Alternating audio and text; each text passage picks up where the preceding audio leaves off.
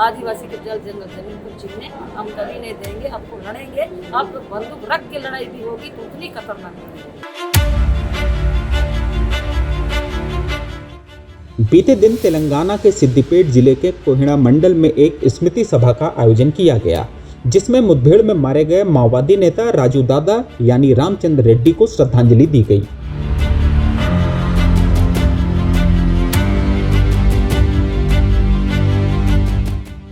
इस सभा में शामिल होने के लिए छत्तीसगढ़ से पहुंची सामाजिक कार्यकर्ता सोनी सोडी ने बस्तर में मौजूद हालात पर अपनी राय रखी।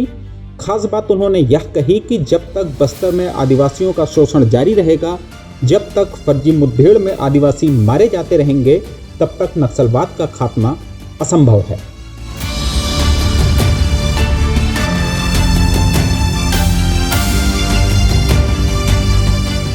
इस वीडियो को पूरा देखिए, उन्होंने क्या कहा।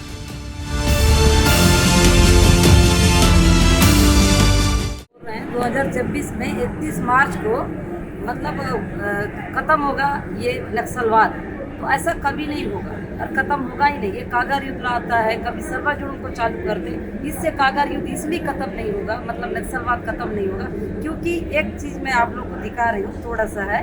अभी इस तरह से करेंगे तो क्यों ख़त्म होगा? ये आदिवासी का ये हाल है। इस तरह से कीड़े मकड़े लगा के देंगे तो कैसे ख़त्म हो गए, देख लीजिए।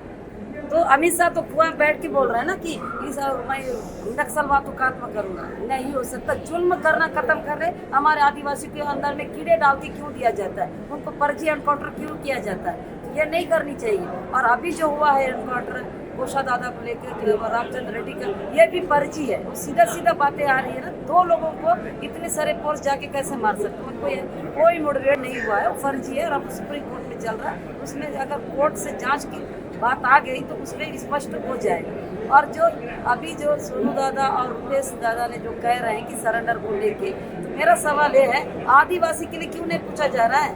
क्या सरकार सिर्फ माओवादी के दो लोगों के बीच में बात क्यों कर रहे हैं? सबसे ज़्यादा नुकसान तो आदिवासी भोग रहे हैं, उनके भाई बहन सबको खत्म हो गए, कितनी कुर्बानियाँ देनी पड़ी। आदिवासी के बारे में कोई सोच ही नहीं है, सरकार सोच ही नहीं रही है। तो ये गलत है ना कि जबकि सरेंडर कर रहे हैं तो आदिवासी को क्या सोनू दादा ने पूछा, रुपेश ने पूछा, क्या वहाँ जन अदालत लगाया गया था? वहाँ की जनता से पूछा गया था? वहाँ की जनता पार्टी को उतनी कंधे से कंधे मिला के साथ दी और पार्टी ने भी आदिवासी को उतने से कंधे मिला के साथ दी। वहाँ की लड़ाई कारपोरेट के खिलाफ था, जल जंगल जमीन को छीना जा रहा था, उसके खिलाफ की लड़ाई थी। लेकिन जब बातें अब आई तो सिर्फ 2 लोगों के बीच में बात हो रही है, सरकार और बड़े बड़े लीडरों के बीच में। आदिवासी को क्यों छोड़ा जा रहा है? मेन तो आदिवासी का ही लड़ाई था, उनकी जल जंगल जमीन की लड़ाई था, उनको पीछे छोड़ दिया गया। तो ऐसा करने से क्या होगा? अमित शाह को सिर्फ आदिवासी को खात्मा करना है और ये बड़ा बातें कर रहा है, कुछ ऐसा नहीं होने। आदिवासी को खात्मा करने से हमको कारपोरेट को वहाँ की पहाड़ियों को, बस्तर की पहाड़ियों को देना है और बड़े बड़े पूंजीपति